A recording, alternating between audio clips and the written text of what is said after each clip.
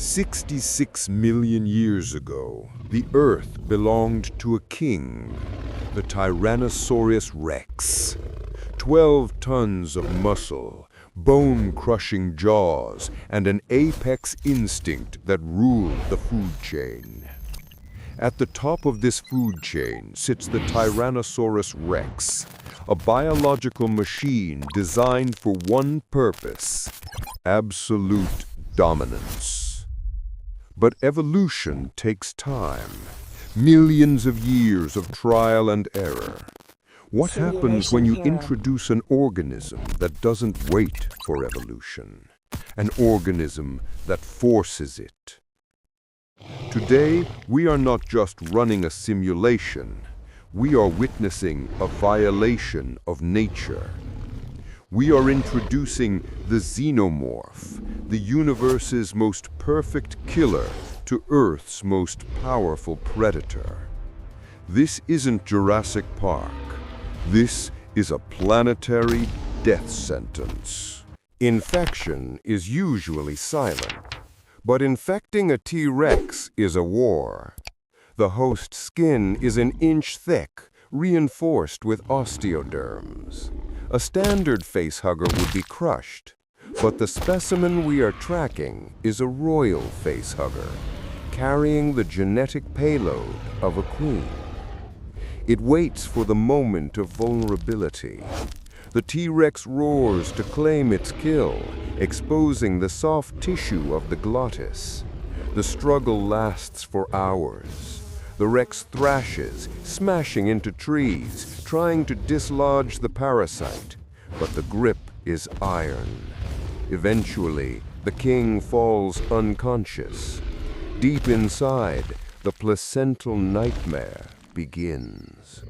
The embryo doesn't just grow, it rewrites the host's DNA. It steals the T-Rex's size, its bone density, and its aggression. The Rex wakes up, but it is no longer the driver of its own body. It is merely a container. The gestation period is unnaturally fast. The T-Rex's metabolism is burning at 500% capacity. It feels a burning sensation in its chest, not like heartburn, but like molten lead. In a human host, the chestburster breaks the sternum, simple, but the T-Rex ribcage is designed to withstand the impact of a charging triceratops. It is a prison of bone. The creature inside knows it cannot push its way out, so it melts its way out. The embryo releases a hyper-concentrated acid, softening the calcium bonds of the ribs. The T-Rex roars, a sound that starts as a growl and ends as a gurgling scream. The king dies in agony, and from the ruin of his body, the god rises. The spawn is not a worm. It is already the size of a raptor. It unfolds its limbs, long, black, spindly, but thickening by the second. It throws back its elongated head and hisses. The XenoRex is born. Nature has never created a creature like this. Standing 25 feet tall, the XenoRex is a biomechanical nightmare. It has discarded the T-Rex's useless skin for a chitinous, polarized exoskeleton. It is immune to fire, immune to small arms, and virtually indestructible to other dinosaurs. Look at the arms. The T-Rex's greatest weakness has been corrected. The XenoRex possesses massive, reaching forelimbs, ending in scythe-like claws capable of tearing open a tank. Its tail is no longer just a counterbalance. It is a spear, a whip, a third weapon that moves faster than the eye can follow. But the true horror is the intelligence. A T-Rex hunts by instinct. The XenoRex hunts by strategy. It doesn't roar to announce its presence. It stalks in silence, blending into the shadows despite its massive size. The Ankylosaurus, heavily armored, with a tail club that can shatter bone. Against a T-Rex, it stands a chance. Against the Xeno-Rex, it is merely practice. The XenoRex drives its tail blade into the soft neck tissue, but it doesn't stop there. It opens its mouth.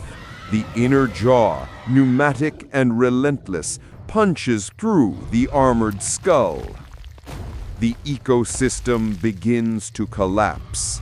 The herbivores are slaughtered not for food, but to create a hive. Without a queen, the XenoRex utilizes egg morphing, breaking down organic matter to create ovomorphs. The jungle falls silent. The birds stop singing. The wind carries the smell of ozone and acid. The king is dead. The alien reigns supreme.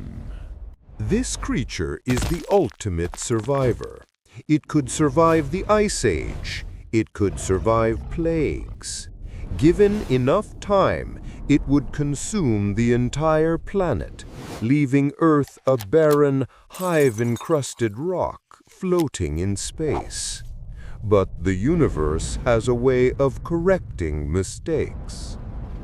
6 miles wide, traveling at 45,000 miles per hour, a force greater than 1 billion atomic bombs, the XenoRex looks up. Its eyeless sensory dome tracks the incoming object. For the first time, the perfect organism feels something akin to fear. It cannot fight this.